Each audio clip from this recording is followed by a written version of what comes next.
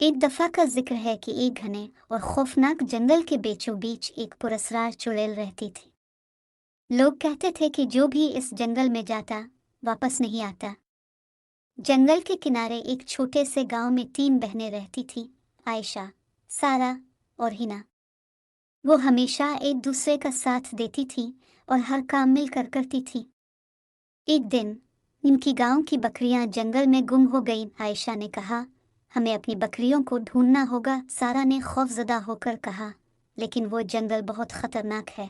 हिना ने दिलेरी से कहा, हम 3 हैं, कुछ नहीं होगा। तीनों बहनें रात के वक्त मशलें लेकर जंगल में दाखिल हुईं। जैसे जैसे वो अंदर गईं, दरख्त लंबे और साए गहरे होते गए। हवा में एक अजीब सी बदबू थी और हर तरफ खामोशी छाई हुई थी। चलते चलते उन्हें एक पुराना टूटा फूटा मकान नजर आया। आयशा ने कहा, शायद हमारी बकरियां यहाँ हों। लेकिन जैसे ही वो करीब पहुंची, दरवाज़ा खुद ब खुद खुल गया। अंदर एक बूढ़ी औरत नजर आई जो हड्डियों का हार पहने बैठी थी। इसकी आंखें सुर्ख और आवाज़ खुरदरी थी। चुड़ैल ने कहा, आओ मेरी बच्चियों, मैं जानती हूँ तुम क्या ढूंढ रही हो। हिना ने पूछा, क्या हमारी बकरियां यहाँ हैं? चुड़ैल ने हंसते हुए कहा, बकरियां तो हैं, लेकिन तुम्हें अपनी जान देनी होगी। तीनों बहनें खौफजदा हो गईं, लेकिन उन्होंने हिम्मत नहीं हारी।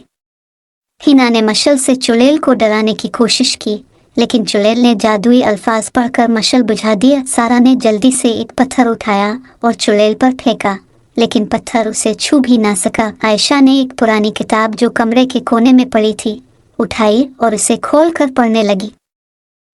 किताब में लिखा था कि चुड़ैल का खात्मा तभी हो सकता है जब इसके दिल पर एक खालिस लोहे का खंजर मारा जाए। हिना ने अपनी जेब से एक छोटा सा लोहे का खंजर निकाला जो वो हमेशा अपने साथ रखती थी। जैसे ही चुड़ैल उन पर झपटने आई, हिना ने पूरी ताकत से खंजर उसके दिल में घोंप दिया। चुड़ैल एक भयानक चीख के साथ गायब हो गई और मकान जमीन में धंसने लगा।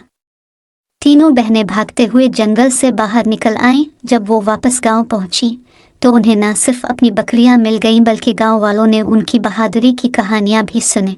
से इस जंगल में कोई चुड़ैल नहीं देखी गई।